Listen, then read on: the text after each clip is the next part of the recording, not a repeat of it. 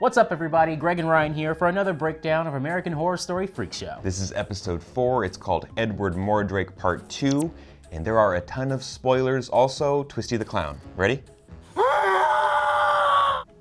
Okay.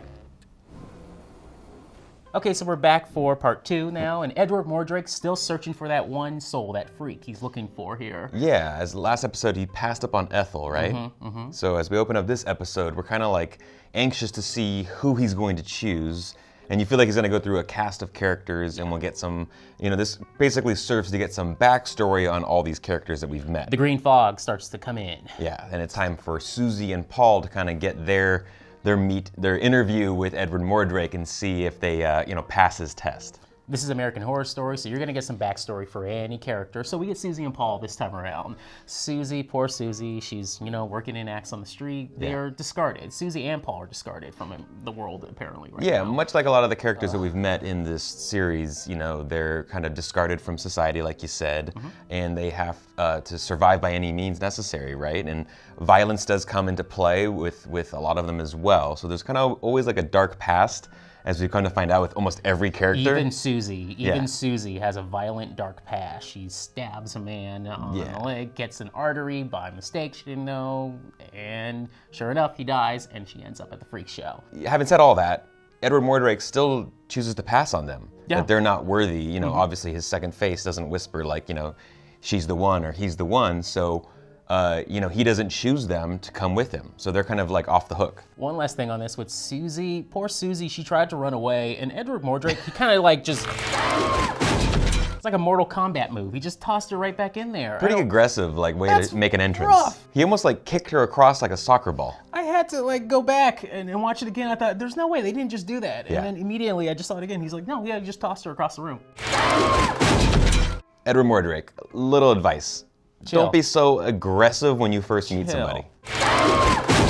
And then the second that Mordrake passes up Suzi and Paul, you realize, oh, okay, he's going for number one here, and it has to be Elsa. Yeah, we've been waiting for this moment, right? We knew exactly that we'd get some more context and backstory into Elsa's life, like how she lost her legs, right? Because that was revealed earlier in the season. But now we know that this is gonna kind of be a way to us figure out exactly what happened to her and how she became so damaged, and kind of just a little more context into how she, who she is today and why she is that way. It starts off in Berlin in 1932. And apparently Elsa was a dominatrix in an underground German sex club. Cool. Yeah. Now, no one touched her. No one touched her. There were rules, right? There were rules. And she was one of the most popular ones there. She was so popular, in fact, that she wasn't just kind of paid and seeked out for her services, but also she had an audience when she was performing these things as well. Yes. And in time, I began to attract clients and an audience. I called them the Watchers. Now, this led Elsa down a dark path where she ended up in a snuff film, sadly. Yeah, extremely traumatizing, right? She was drugged just enough to basically make herself not be able to fight back, but she knew everything that was She knew everything was going on and probably felt a whole deal of pain, and they sawed her legs off. And left her there to die. But she says there was a soldier that came back to help her because he was one of her friends. We're going to find out who the soldier is in a few episodes down the road, but she was not happy. Yeah, that he brought her back to life. And that's the key here. At that point, she basically wanted to die. Yeah. She didn't find any solace in the fact that she lived. Now missing her legs, she could never be the star that she felt that she could be one day in Hollywood. And this is why Edward Mordrake, she's so happy to see him, and she's like, all right, let's go. I'm ready to go now. Take me to the pearly gates or wherever you're going to drag me off to, because I'm done here.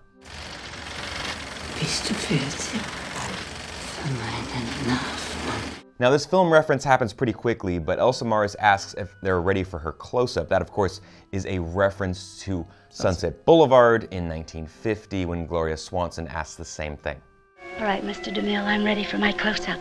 So Mordrake's second face says, let's do it, this is it, this is the one. It seemed like it was over for her. It's over, and then Mordrake hears something else, though.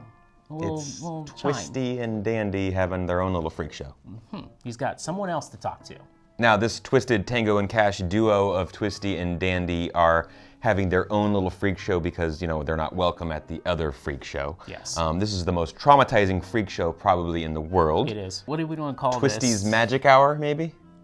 It's fine, Yeah. I guess. Yes, Twisty's okay. Or Dandy's magic hour, whatever. They don't know it's Dandy just yet. That's true. Even though I feel like Jimmy should be listening like, hey, that sounds familiar. This whiny brat sounds very, very familiar to me right now. And now with their new guests, Jimmy and Maggie, they're actually putting them in the show. And Maggie, she's in a box. She's Greg, this is being what sawed you in call half. some heavy foreshadowing. Just a for little, Maggie. But hey, if you're watching this live back in the day, you're You like, have no oh idea. no, girl, watch out. And then, whew, when she gets out, you're like, okay, all good. We don't have to worry about that anymore. Luckily, Jimmy breaks free, and he kind of is able to basically tell everyone to just run on your own and just run for your lives. And when you have all these prisoners kind of running at the same time, it's kind of hard to wrangle everyone up, I would say right? the same thing. I would just like knock them over and said, everyone just run, scatter, go in different directions. But I did notice, for a second there, Twisty kind of didn't know what to do. He was kind of just wanted to, He was intrigued. He was like kind of getting them to clap and applaud, and he was even kind of taking some fun in Jimmy just kind of knocking Dandy out for a second. Like he enjoyed that as well. He enjoys all kind a of show. any type of like just physical humor, right? He thinks it's the Three Stooges or something. Exactly. So chaos ensues as everyone runs off, but Twisty has Jimmy in his crosshairs. He gets him back on that bus. Yep. He's got those scissors or knives in his hands. He's picking them up. But then you see some PA brings in that little fog machine. The green fog machine. And then immediately turns around, Mordrake's back. Yeah, Greg, if you see green fog like billowing up below us and coming all around, like that's when we stop recording this and we leave for good. No, I'm telling the crew, more fog, bring in more fog. Let's do it. Again, we get another tragic backstory for a character. This time it's Twisty the Clown. He just kind of goes by the Clown throughout this episode and throughout the season. But 1943, he worked as a children's clown in Rusty Westchester's Traveling Carnival. Is that a real place? No, right? No. It's not. Don't worry, Greg. Cool. It's make-believe. All right, sweet. Now, Greg, I'm going to go out on a limb here and say that those two dwarves were literally evil. Those are some mean-ass dwarves. Yeah, they were just completely evil to Twisty. He was minding his business, trying to make the kids laugh and happy, and they like just treat him like utter crap. How come you talk so stupid? Your mama dropped you on your head? How'd you know that? Even on IMDb, it says evil dwarf number 1, evil dwarf number 2. I mean, this is just ridiculous. So they start spreading rumors that he's doing inappropriate things to the kids, and he bounces from that place because he's not really there mentally. Yeah, apparently he was dropped as a kid, right? Yes, So he's they a make little jokes bit... about that as well. Exactly, they're just horrible. They're horrible people. But he has no work, right? He can't get any work because of this. Nope. And so he goes back home to Jupiter, Florida, and then it just gets worse from there. He tries to go to the toy store and sell these toys. Which is why we go back to the toy store. Why he went back to the toy store eventually, right, and killed the owner there. It wasn't just a random killing. Almost everything in AHS usually has something to come back to later on. Yeah. If they don't get to it early on and you're confused by it, they're usually gonna get to it at some point. Yeah, and then it went even further down the spiral. His mother got sick and died as well. Yes. So he was just all by himself and losing kind of like every opportunity he had, and he basically was about to commit suicide. I'm so dumb. I can't even kill myself.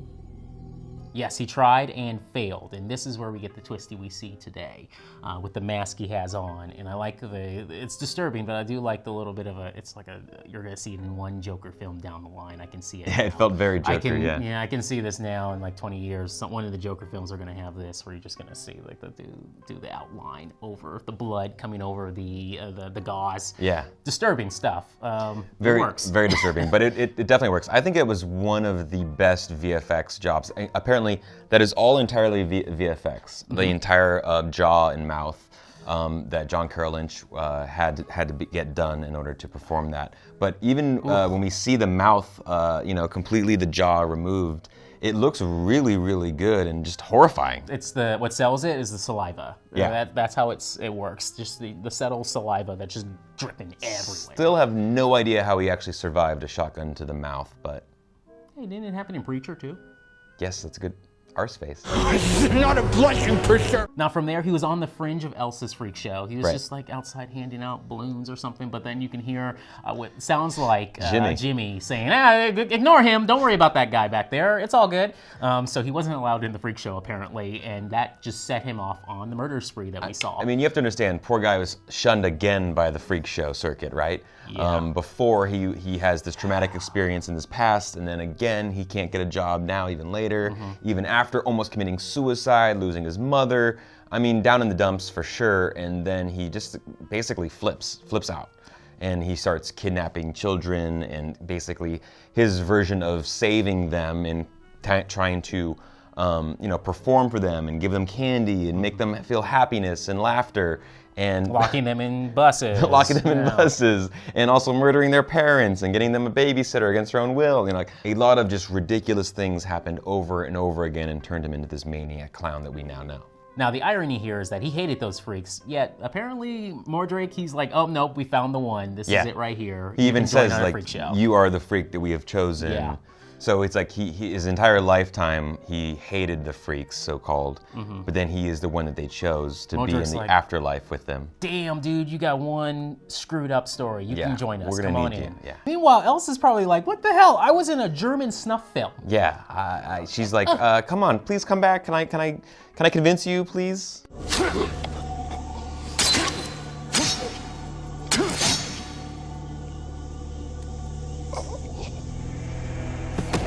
There's this really cool shot at this moment when Twisty the Clown's on the ground, and then you see a shot of Edward Mordrake kind of putting his hand down and surrounded by the freaks that he's joining in the afterlife.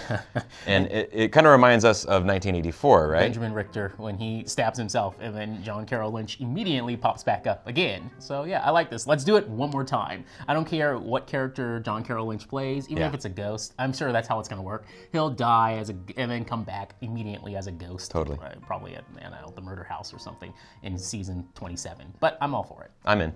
So while this was going on with Mordrake and Twisty and Jimmy was unconscious, Dandy was out looking for Maggie and the other, the other kids that skirted off as well. But Dandy comes back empty-handed to Twisty's hideout, and all he sees now is that, he lost his friend now too. Twisty's gone. Yeah, sad for Dandy, huh? But like he his friend counter was 1, and now it's back down to 0. I don't think he really cared either, because he just saw that mask, took it, and now it's a new villain. We have our new villain now. Exactly. So just when you thought like everyone was safe and that Twisty the Clown was gone, it's almost now the birth of a new villain. And you kind of feel that like almost like a torch was passed between Twisty to Dandy. He kind of saw what he was doing and kind of the the craziness and the killing spree that he was on, and now he's kind of inspired by this. Dandy's like, okay, I'll now wear the mask, and he's become this torchbearer and kind of going to go crazy on the whole town.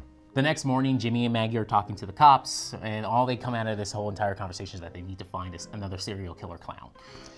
Yeah, and it's weird that like Jimmy, having known both of these suspects, like he couldn't give them more information, right? Well, also context that Jimmy is pissed off because of Meep's death with these very same cops. So that's why he's kind of being a little dodgy with it. He's basically not snitching. He doesn't want to snitch and doesn't want to help out the cops at all. I'm not about to snitch on, a malevolent being that I just saw in the middle of the night stab a horrifying clown that I was scared of just minutes prior. Right. And then revive him from the dead. He's kind of hush-hush. He's kind of hush-hush about the whole thing. Yeah, I'm gonna shut up.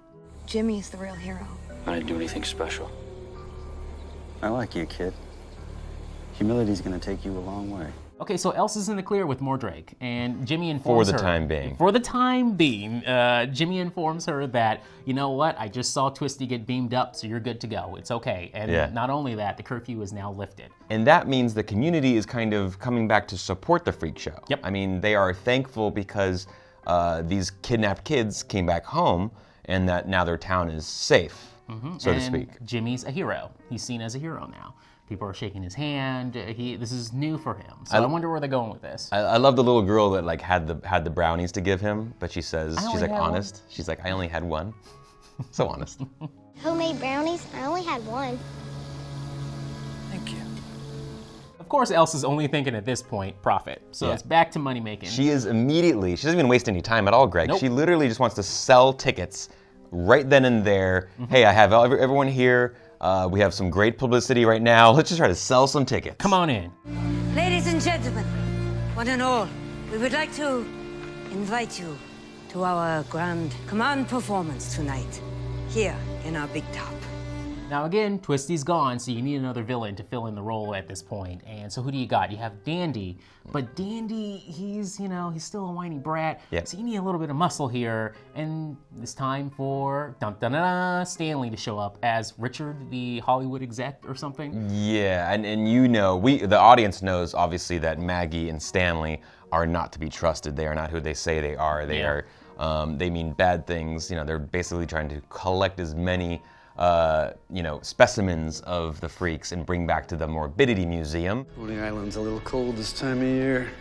How about Florida? For the final scene, Dandy returns home. He sees Dora. She tells him to get out of his clothes. She's yelling at him again. Yep. And of course, you know how this is going to go down. And I feel like Patti LaBelle's like, that's it. No, I'm only doing 3-4 episodes tops. I'm out of here. And so they're like, all right, Miss LaBelle, we have you on set. And he's just gonna go, what? And that's it, and you're gone, and let's go home, everybody. And that's how it went. There you go. Yeah, and it kind of symbolizes a kind of change in Dandy as well. He finally. Yes, it has to happen this way. Yeah, he kind of finally gets over that challenge, that hurdle of being able to actually go through with his murder. And obviously, Twisty the Clown basically inspired this maturation in himself to basically become even more messed up than we thought he was. Oh, yeah. So you got Dandy, who's just all over the place and a huge threat to the freaks and He's the just community like a at large. Pit bull that just got set loose. Yeah, now. and as well as Maggie and Stanley, who are also an increasing threat as they get closer in proximity to the freak show as well. All right, Greg, it's time now for our favorite moments of episode 4. What do you got? Wes Bentley as Mordrake. Honestly, I can see why he snagged up the lead role for the very next season of AHS from this role he got this year. He did a great job. And if it makes sense canonically to bring this character back in a future season for AHS, they need to do it ASAP, because I think he's awesome. I agree with you. And that'd be really awesome if they did bring this character back in future seasons, that he kind of exists throughout the entire universe. If it makes sense, bring him back. Yeah, that'd be awesome. Calm yourself.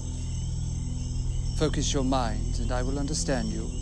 Begin at the beginning. I loved his performance as Edward Mordrake, but I also really enjoyed the whole backstory of Twisty the Clown and getting to see John Carroll Lynch do more than just stand there and look scary as hell. Yeah. Getting to, sympathetic and kind of going through every step that he went through in order to become the person he is today, and kind of what drove him mad. I like to see a lot of that and how they kind of shot all that. And like I said, the VFX that were done on his character, he was in full makeup, and to make it look so realistic and so just grotesque, top-notch job all around by the AHS crew.